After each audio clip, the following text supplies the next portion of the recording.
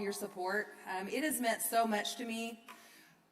For those of you that don't know me well, my name is Corinne Feltman. I've been a member of St. Margaret since I became a Christian at the age of 30. And that's been a little while now, but it's been quite a while. And I used to lead worship here in this place, and I just loved St. Margaret's. It was my church home. At some point in my journey, I got called to do full-time missions, and Nepal ended up being my destination. I started in 2005 after Hurricane Katrina doing short-term mission trips, and I went to Louisiana and Mississippi after the earthquakes, and I went to South Dakota and Iowa for flooding. I did earthquake relief in Haiti. I did medical camps in Kenya. We did lots of relief camps.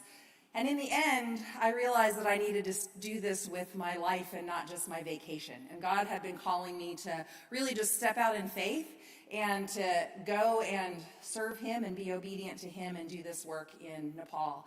So I was an ER nurse here at Lawrence Memorial Hospital for 23 years. Well, I was not always a nurse, but I was at the hospital for 23 years. My original thought was I was going to go to Nepal and work in a mission hospital there. That ceased to be an opportunity, but while I was there, God laid human trafficking and injustice issues on my heart. I always say that I was created in the image of the God of justice, not the God of love, not the God of kindness or mercy or forgiveness. I'm created in the image of the God of justice. And it was really hard for me to be in a place where there were such injustices and for me not to try to affect change in that place. So in 2014, I moved to Nepal. I sold my house, I sold all my belongings, and I moved there with the plan of just being there as long as God saw fit. And I am the head of our Women at Risk Initiative, is what it's called in Nepal. I'm actually with a group called TEAM, an organization called TEAM. We have other teammates in Nepal, but I'm the only one doing this girls and women's empowerment work and this anti-trafficking work. So I kind of work alone, and I work through all Nepali partners, but I do have some support while I'm there. So I am able to come home usually about every 2 years on a home assignment. COVID put a real damper on that, and so it's been 3 years since I've actually been home on a home assignment. And so what I really want to do is just kind of catch you up. I've gotten you caught up to when I went, and now I'm just going to catch you up on what's been happening over the last 3 years, the kinds of programs we have going on right now, and then looking forward what we're hoping to do in this next term. So if we can start the presentation, hopefully. I hope so, because it's all pictures. That's what it is. All right, next one. So I want to start. I don't want to dwell on the difficult things, but I also do want to acknowledge that this is a difficult thing to do. That's a difficult place to be, and full-time ministry is challenging. So what I want to do is I want to touch on the challenges and sorrows of the last 3 years, but then we'll move forward in kind of a more hopeful vein and talk about the really awesome things that God's doing there. The first thing I want to do is talk about some of the people that I've lost over the last few years. So the first one we'll back up is my Nepali father. So I wanted to just do a little memory of my Nepali father. He was a really good man. He was a father of 4 children and a dedicated husband. For Nepal, he was a pretty involved father. He did help with some of the chores. He cooked some of the food. He helped his wife when she needed help. For all intents and purposes, they were a pretty strong family. While I was there, he became a Christian, not to any thanks to me, but he became a Christian along with his wife and 2 of the younger children. But he struggled with demons, and alcoholism was one of his demons. And while I was here on home assignment last time, transitioning back, he took his own life, and he drank poison, and they found him in the jungle, and so now the family is struggling without him. And that has been a challenge. It's also been a challenge because the oldest son now has become head of the household, and he is a strong Hindu and has forbidden any Christian practices within the family, including the rest of the family members that are believers. So I actually feel like a large part of my ministry is being there for them and able for them to have some prayer and some outlet for their faith. The next person I want to show you is Kusum, and her name means flower in Nepali. She was actually the very first girl I ever mentored in Nepal at one of the safe houses. She was abused by her stepfather and not protected by her mother, sexually and physically abused. She became addicted to drugs. She ended up doing work for money and to survive that was very shameful work to her. She came out of that and lived in the safe home. I taught her to play guitar, and I don't really even play guitar. Those of you that know me know I'm really terrible at it. But she, on like lesson 2 or 3, was already better at it than I have ever been. And she became a really beautiful guitar player, wrote her own songs. Unfortunately, after leaving the safe house, she ran away from the safe house. She was put in another. After that, she kind of graduated out and struggled to find her way in the world, and she also took her own life. So that was a real struggle for me as well. I found that out when I was back having surgery 2 years ago. That's when she took her life as well. And then the next person I want to show you, so in memory of Pasang. And Pasang, it's hard to see. He's the little boy, the kind of taller boy in the back, and his sister is there with her head on my dog. That was my dog and my dog's mom. They helped me teach Sunday school in Nepal. And as most of you know, flooding and landslides are a real issue in Nepal. Especially after the earthquakes, the land is not stable anymore and it slides a lot. In the middle of the night last year, during lockdown, I was in Kathmandu. The earth gave way in the middle of a flood and took their home into the river below, and it did kill Pasang, his mother, his grandmother, or his grandfather, and one of the cousins. And so only the father and Sangeeta, the young girl, are left in that family. So that was a big loss in our church. He was a sweet boy. He was really great at art. I just want to remember him for that. And I remember he drew this picture one time. I think it was of Mary and Joseph and Jesus. And I said to him, like, what a lovely picture. You're a good artist. And he said, I know. So I thought, good for you. Like, I just love that. So that's just in memory of Pasang. All right. And then lastly, I want to honor Soba, and Soba is in the back. That's her 15-year-old daughter in front. Soba was in her mid-40s. She was a mother of 2 teenage children. She was very enterprising and actually has kind of a snack shack down on the road below the village. And we have an adventure camp kind of down there on the road that tourists come to, foreigners, and do bungee jumping and canyoning and rafting and things like that. And she had a little restaurant that served those foreigners, and she made her living by owning and running this restaurant. She actually succumbed to COVID just a few months ago. And so that was our first loss in the village of COVID. Oh, and there's one more, and I don't have a picture, but it's just in memory of Mua, and Mua means mother. She was the 89-year-old mother of my landlord in my home, my house in Kathmandu that I live in. Very much a part of the family. I'm friends with the landlord and his wife, who's a believer, and then the mother. And she got COVID and actually died after I evacuated this year and came back here. Their entire family got it. All the brothers, the sister-in-laws, my landlord, his wife, and the mother, but she did not make it. So I wanted to remember her as well. So now let's move on to some actually good things, exciting things, and this is the way that God is using our support and our resources in Nepal. So the first thing I do is a scholarship program. And we have been able to increase the scholarship program from about 30 children a month to 55 at-risk children a month from the villages. At-risk children from the villages that get to go to school. And we provide them for everything they need for a full year of schooling.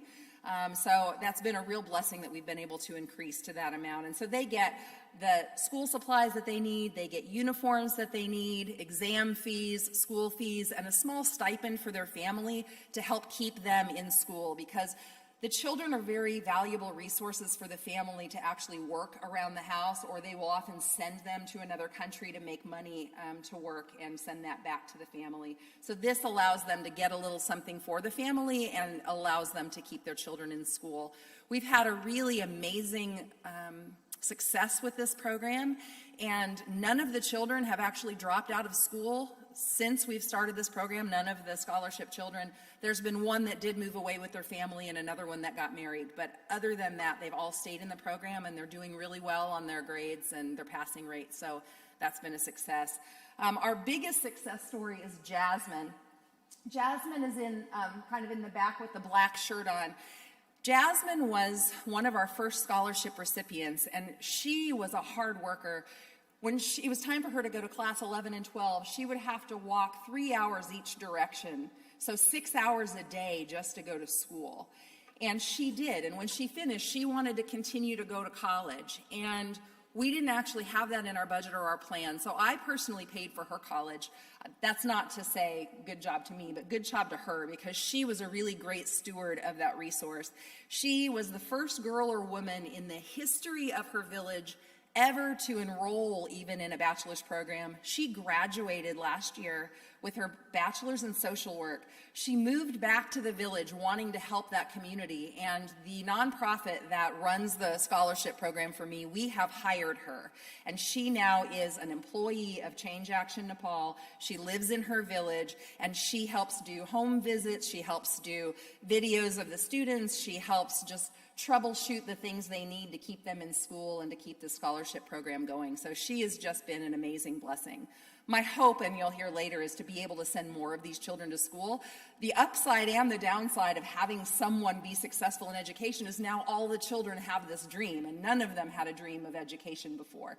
So now all of the kids, these 55 children in the scholarship program, actually want to move on to higher education, and we're hoping to find a way to make that work. So. All right, and then I want you to just meet the students, and I'm just showing you a few of their pictures and faces. These are all children that we sponsored this year to go to school. And we have everyone from little children up through this college age. And we do have a few boys in the program. You know, we do believe that strong, like women's empowerment and girls' empowerment includes strong families and strong men and strong boys as well. Our focus is a women at risk ministry, so the lion's share of our care and our help goes to the girls, but we do have several boys in our program as well. All right, so we have another program, and it's called Basic of Business, and this was the first year that we did this. I did it about 3 years ago, and it is a year-long small business training, and we had 5 women in the village sign up for this meeting. And so they'll have weekly meetings, nothing fancy. We sit around on the floor. I believe, let me look at this group, 4 out of the 5 women are completely uneducated and illiterate in this group. So we have it run in a way that you can use pictures, you can use stories, you can use props. You don't have to be able to read and write to take this program. Although the woman in the middle, who, Sita, she has got the red tunic on, she is a pastor and also one of my women's group, and she offered literacy training to all the women in the village after learning that so many of them were illiterate and that it was difficult for them. So some of them are learning to read and write now. But they had weekly meetings.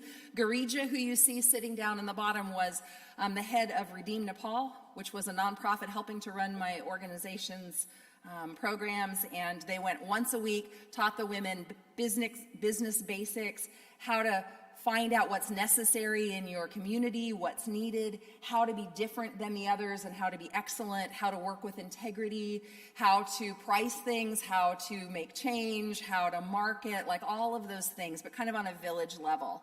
So then they also have strategizing. So Sita actually wrote that out for lots of them, but that's their business plan, what it was that they wanted to do and their plan for making that happen. And so the implementation for that was, so the next slide will show you, we've got, one of them did goat farming, one of them did tailoring, and I'll show you later our women's tailoring group, but she took the training we gave her in that group to start her own small business. Someone else was doing tomato farming. One person was doing chicken farming, and another opened a small accessory shop with like jewelry and makeup and things like that for the women and the girls in the village, and also things that some of the girls needed for school and things like that. So that was really, really successful. We're hoping to do that again moving forward with a church group in another village. So my women's tailoring group, that's kind of the crowning glory of this whole thing. They're just amazing. It's an income generation program. It actually now employs 11 women, and which is pretty big. One day I'm walking to church, I'm walking to work, and which is our tailoring center. And in that, on the road, I looked and I realized there was 13 people on the road all heading for the sewing center. And that means all of them had a job because of our program, and one of them was actually a customer coming to utilize the services. And that is the equivalent of about 7.5 or 8% of the households in our village are actually employed by this program, because we only have 135 households in the whole village. So that's pretty amazing. Now, the next one says, we've come a long way, baby. So we were working in a dirt floor, tin roofed goat shed. That's what that was actually a goat shed. We had 2 cutting tables and 9 sewing machines and 11 women, and we were on top of each other. We had no windows, we had no lights, we had no electricity. It was absolutely a miserable place to work, but we would have worked there forever if we needed to, because we had a place to work, and that was a blessing. While I was home last time getting my surgery, I believe, we were evicted from our dirt-floored, tin-roofed goat shed, even though we were paying rent, and so we no longer had a place to work. So the next step was working outside, and it was about 35 degrees at this time, and we were cutting outside in the wind, and I can tell you how difficult it is to cut fabric outside in the wind, in the cold, but we did it, and it was moderately successful. But I realized I needed to build something else. So what I built was a brand new sewing center with the help of the rest of the people, with your help and some other funding donors. So that's the backside of it. It wasn't completely done yet, but it's like a 19.5 foot by 36 foot building. It's beautiful. It has lights. It has power. It has an actual floor and windows and a door and things like that. And it's just a lovely place to be. I'm kind of sad. So the next slide here is showing our opening day celebration. It was supposed to be a video. Unfortunately, the media didn't cross over. So just so you know, we're doing like this in our beautiful dresses, and we're spinning around, and I was hoping to show that. My Nepali mother is the other woman with me in that video. She is part of my women's group, and so all of us were dancing. We had sharing time where we could all share why we were in the program and what it's done in our lives and how it's helped us. We also had snacks, and we had dancing and music, and it was just a really lovely celebration, and I think they really felt celebrated. So I want to just introduce you to the women. First, you'll see just a group picture of us. That's my dog. He's our supervisor. He's there every day. He's our protector, our bodyguard, our supervisor. Sometimes he warms the fabric by laying on it if it's too cold. And Esther on the very far end, I'll talk about her. She's my Nepali partner in this. So she was with Redeem Nepal, that nonprofit. That dissolved, and I took her from that, and she is working directly with me now. So the two of us run this program together, and I'm hoping in the spirit of empowerment to turn this over to her as a business at some point so that she can run this in a sustainable manner.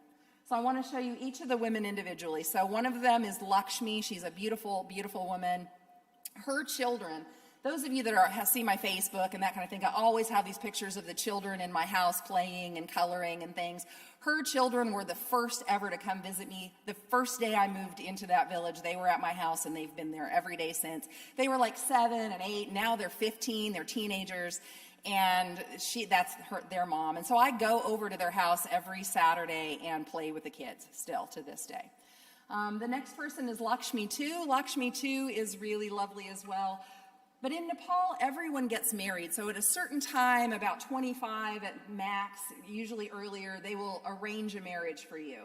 And so everyone from that point on is married. When it became time to get married, Lakshmi actually was taking care of her father because he became sick with cancer. And when he died, she had to take care of her mother and the other siblings that were younger, and it just kind of passed her by. And she said to me in this program, like, I want to work because I want to be able to be independent. In Nepal, there is no way for me to support myself, and this is the only way that I don't have to get married to somebody I don't want to get married to. I want to take care of myself. So this means a lot to her. She started out as a helper and has transitioned into a master tailor. All right, so next we have Tara, who is my Nepali mom, and her smile lights up the world. Unfortunately, because of the death of her husband, that smile has been dim for a while, so to see her smile and laugh like that really warms my heart. But she is using this money to supplement the income that she had from her husband that then went away when he died. Then we have Secunda. She is the head of the women's group, and she does an amazing job, completely uneducated. She's always had a real low self-esteem and just a problem with her lack of education and her lack of ability to read and write. That's hurt her. She now is the head of this women's group. She is one of the most responsible people that I know. She's an amazing tailor and does just a great job. And yeah, so has full of pride now. People come to her to answer questions, and they come to her for problem solving, and she's really become a leader not only in our women's group but also just in general in the village. We have Sarswati. She's just a really enterprising woman. She has a couple of children. She's the one who started the goat farming in the Basic of Business course, and she uses this money to buy extra goats so that she can sell them around Dasai, which is the Hindu festival time, and they make quite a bit of money that way. So she has kind of a double sewing plus goat farming job. Mai Cheng is one of our other people. She has kind of an amazing story. She's a Christian. She wasn't. She was Hindu. Actually, she was Buddhist, because this is the Tamang people group. We have both Buddhist and Hindus in our village. But Mai Cheng ended up with this really sore abdomen. She was really sick. Her belly was really swollen. They kept saying she's really sick, she needs help. Everyone in the village kept saying she's probably just pregnant. They never listened to her or gave her any compassion. The church took compassion on her, raised money for her to go to the doctor in Kathmandu, and found out she had a giant tumor in her abdomen. So the church helped them pay for surgery. You have to pay for everything up front there. They won't do any treatment if you don't have the money. So they covered that for her. And her father at that point said, I always understood that Jesus existed, but I thought Jesus' love was just for the Christians. This is how I came to know that Jesus' love is for everybody, not just the Christians. So he became Christian in that moment, and his entire family followed him. And so they are really strong followers of Christ, and they're poor, but they're happy, and I'm happy to have her in our group. Then we have Rima. Rima has kind of a tragic story. She has been Christian. She wasn't to start out in the beginning. She was Hindu. She wanted to go to school, and her mother forbade her to go to school. She went anyway. She left every day and went to school on her own through about 5th grade, when her mother finally said, you're no longer allowed to live in our home if you go to school. So she left, and she continued her education. She kind of lived with friends. At one point, they realized that she had a heart problem. She had a hole in her heart, and she needed heart surgery. She also got connected with a church, she was not yet Christian, who helped her pay for the surgery for her heart. And she found the love of Jesus through the love of the pastor and the love of that church. And she was then, as an adult, raped by a man who she was forced to marry so that she wouldn't bring dishonor on herself or the family. So that is kind of that thing there. She's now unclean and impure, not marryable, so she was forced to marry her rapist, who is now her husband. But he does not allow her to buy the medicine she needs for her heart. I don't think he cares if she dies. And so she needs money to sustain her life, and she uses that money from the tailoring group and from this job to actually pay for her life-saving medicine. And she was the one that started the on-the-side tailoring business as well. So she works for us making the things that we make, and she works on the side doing repairs and sewing clothes for people. So she's a real success story. And then Sita is darling. Sita is a pastor herself. She was the first believer in this entire region, and most of the churches and Christianity in this entire district are because of this woman and her unbelieving love of Christ, her service to others. Every penny she has, she's poor because every penny that she gets and that church gets, they spend on other people. So she is the one that gave us the land for 10 years to use to build the sewing center on. So she's a real blessing to us. And then there's Esther, who's my Nepali partner, and she is smart and capable and amazing, but didn't really know it. And I've had to convince her that she was the best translator that we have, that she is the best accountant that we have, that she can do these things. And I think about a month before I left, she said to me, by next year, I'm going to be the most powerful woman in Nepal, and it's all because of you, she said. I thought, well, it's really not, but she's finding her way, and she is being empowered. And so prayers for her, we're praying that we can register this as a business for her so that we can actually function legitimately and in a sustainable way. We can sell the products that we make, and it can benefit her and all the women and be sustainable. And then there's, of course, just me. I just want to show off me in my fancy dress. So that was fun. We don't dress like that every day, certainly, at the sewing shop. That was just for our opening day. And I want to show you the babies. One thing I am proud of is I think we have the very first daycare in a village. So I went back after having been gone and said, let's start again. And they said, well, so-and-so and so-and-so can't work because they have babies now. So obviously they can't work. And I thought, that just doesn't set well with me. I think women with children should be able to work, and some of them really need to work. And so let's find a way to make it happen.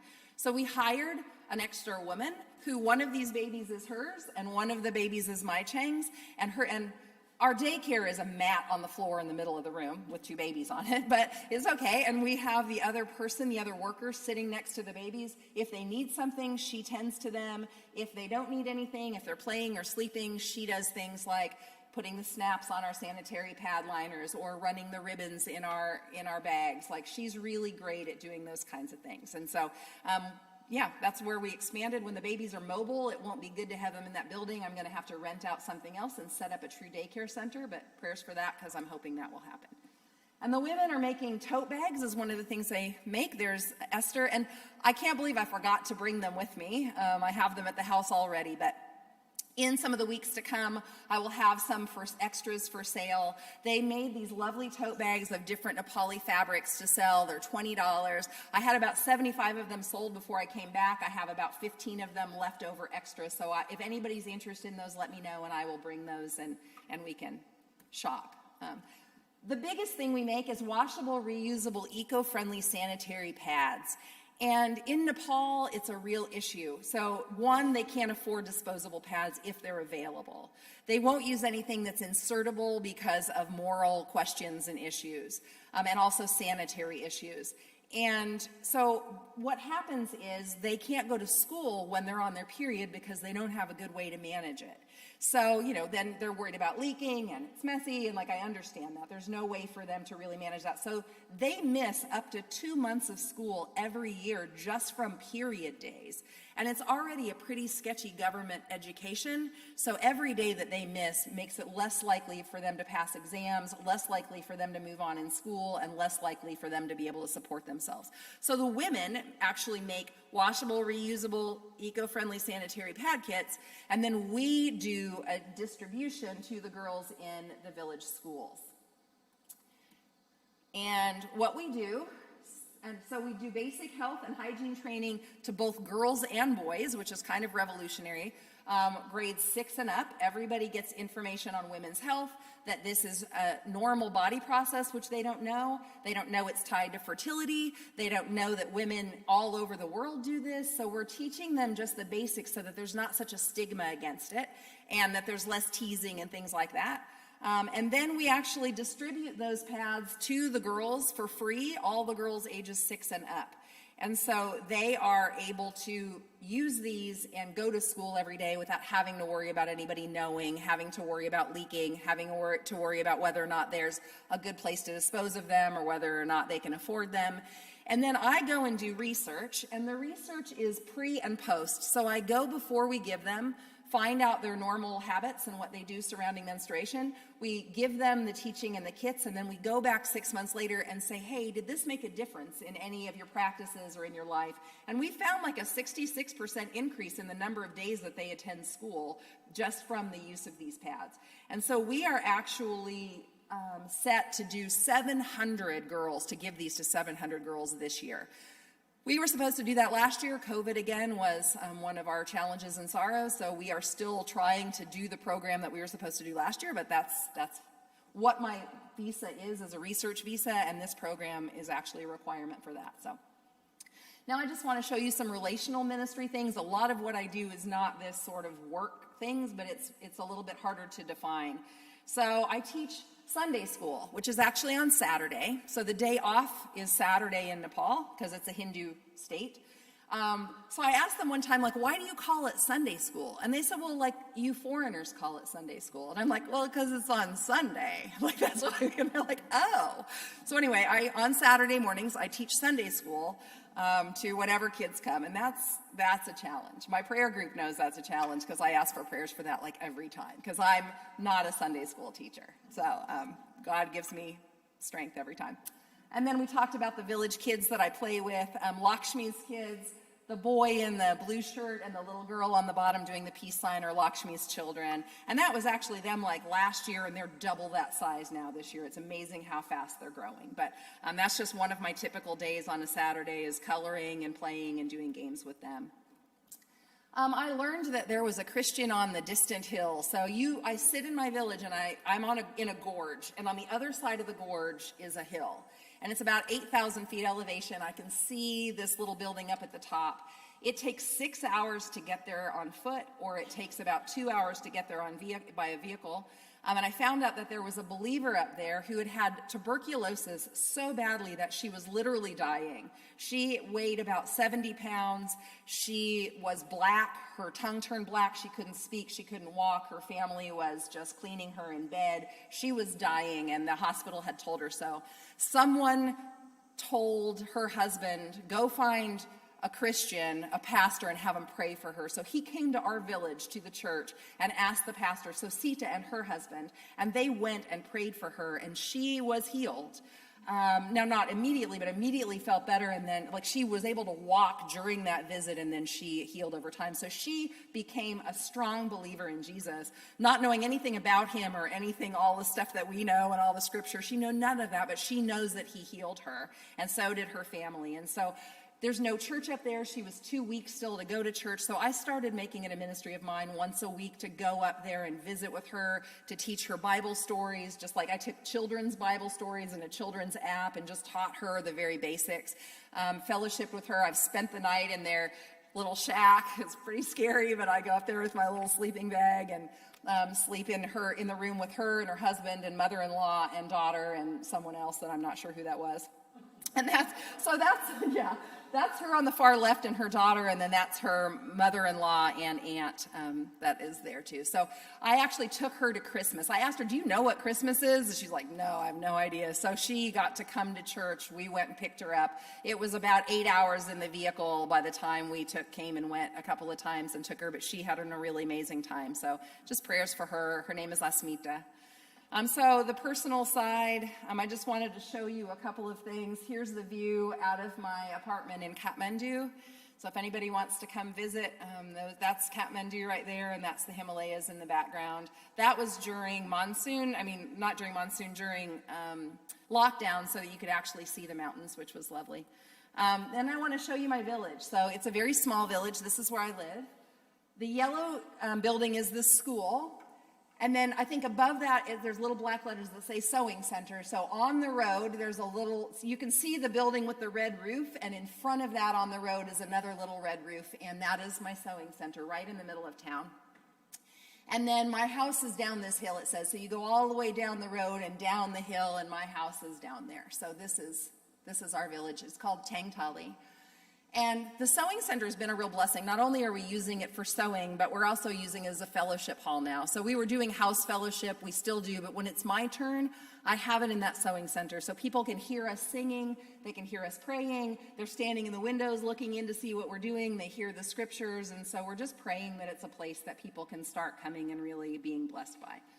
I want you to meet my Nepali family. Can you figure out which one I am in that? So those are my Nepali brothers on the end, my sisters inside the brothers. In the red dress is the oldest brother's wife, and she has a baby in her stomach there. He's now been born, and he's about 8 or 9 months old. My Nepali mom is next to me, and then who I call the baby, she's now 5 years old, is standing down there, Rasika. She is another one of my ministries. She comes to my house every day before school. She comes to my house every day after school. We go through children's Bible app in Nepali. She watches the videos. We chat, we talk, we play. I have been in the family longer than she has, so she has never known life without me as her aunt. So I really have taken on aunt role for her, and she's just a sweetie. All right, and then one of the most important things in my life is my dog, and his name is Kancha, and he is a good boy. So there he is. He's my protector. He also brought home a wife a few months ago. So they're all like, Karuna Didi has a daughter-in-law now. And I'm like, I do. And her name is Booty, which means old lady, because that's what they call husbands and wives, or my old man, my old woman. So Kancha and Booty, she lives there now at our house, and he's happy, which makes me happy. And then here's my team. I just wanted you to see I do have teammates there. None of them live in the village with me. I am the only foreigner, the only English speaker, the only white person in my village. But they are in Kathmandu and other areas doing other ministry in Nepal. And we meet on Zoom. That was our annual meeting, was what that was. And we just did it by Zoom now. We're going to have a mid-year prayer, which is also going to be on Zoom. And that's been a blessing. All right. And then I just wanted you to see that I have friends. So that's my Nepali landlord's wife.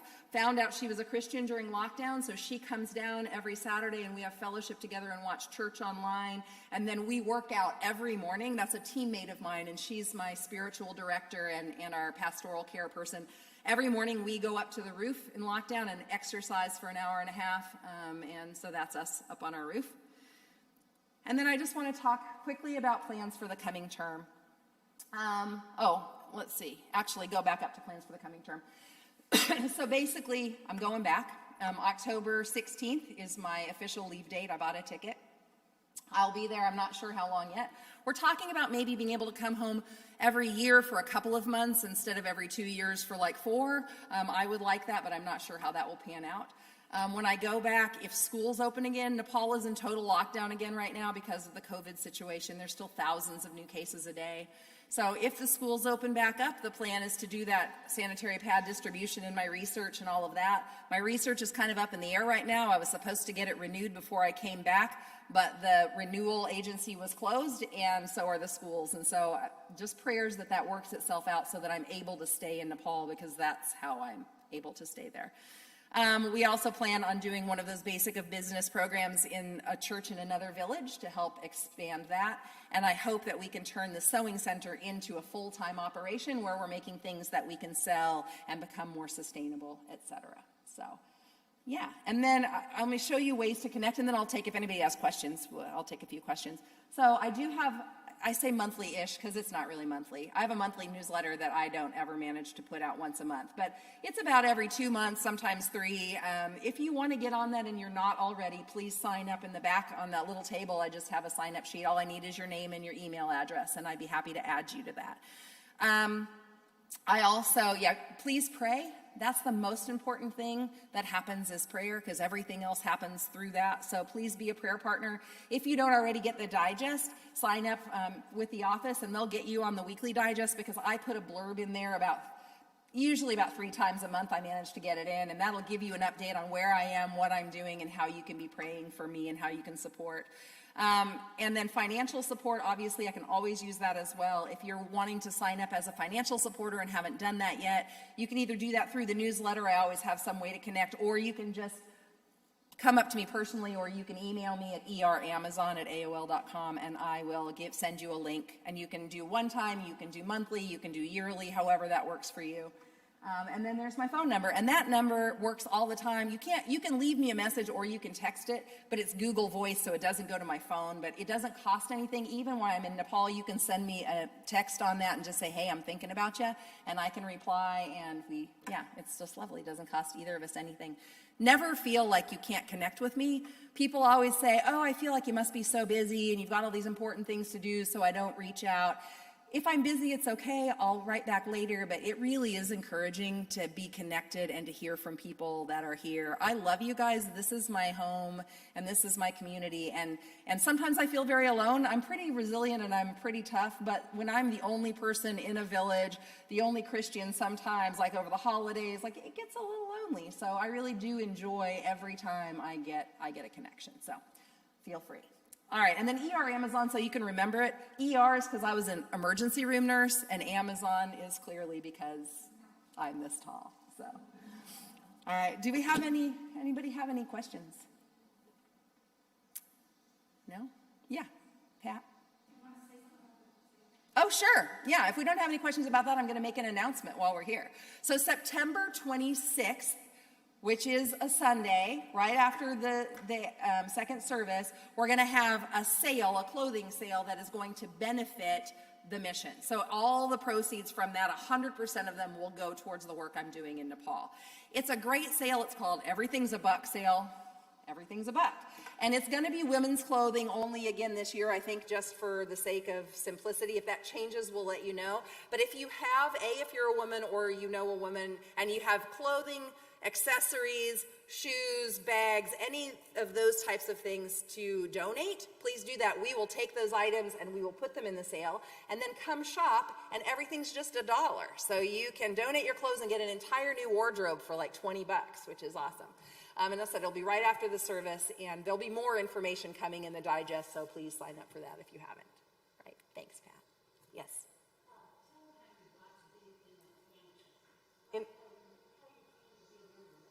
In that family?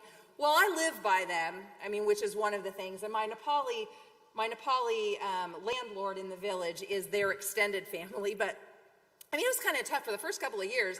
I didn't speak the language really. They were pretty sure I was going to die. Like, how is she going to cook? I cooked on fire. I'm out there. Like, it took me an hour just to make coffee, and they're like, this isn't going well. So then they started inviting me over to the house, and they started feeding me every day, like once a day. And they would talk about me, like, clearly I knew it. I had no idea what they were saying. Like, the first couple of years were rough, and I just looked down, and just eat and smile, nod and smile. And, like, eventually we just ended up being a Nepali family, which was pretty amazing. And so now they truly own me, I own them. They are family. My Nepali mom, like, sobs when I come, sobs when I go. My oldest daughter's come back. The brothers and the sisters consider me brothers and sisters and aunts and uncles, and so it's sweet.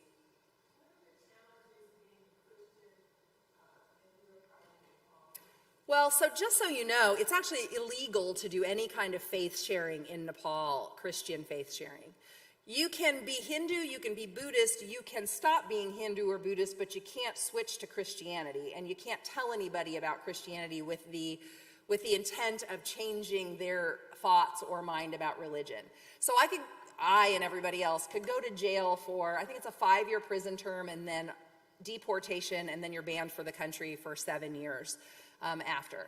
So it is a challenge, and that's one of the reasons relationship is so important, because these things and this teaching has to come from relationship. They have to care about you. They have to ask you questions, because if you just go and try to tell about Jesus' love to people, it's actually illegal and you can go to jail.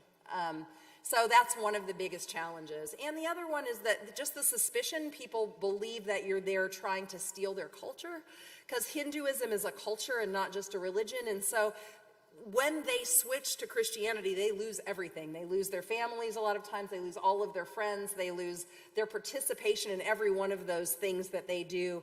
And so it's a real threat to them. Much different than here. If I told a bunch of people I was going to become Buddhist, they'd probably be like, oh, okay. But I would probably have the same friends. I would have my same job. I could live in my same house. But there, those choices have real consequences. So it's also a challenge realizing that you're telling somebody something that you know ultimately is not only good news, but the only news, but you know that it's going to come with some real dire consequences if they choose it. So and then other challenges, I don't have running water. I don't have a toilet. I usually don't have electricity. I wash my clothes in a river. I wash my body in a river if I'm lucky, but when it's winter, you don't want to be naked outside wet. So sometimes there's a couple of months where that doesn't happen. Those are challenges, but you learn. So, anybody else? All right. Well, I just want to thank you so much. I know that this is a Sunday afternoon, and I just appreciate you all coming and taking the time to listen to this. So, thank you. God bless you.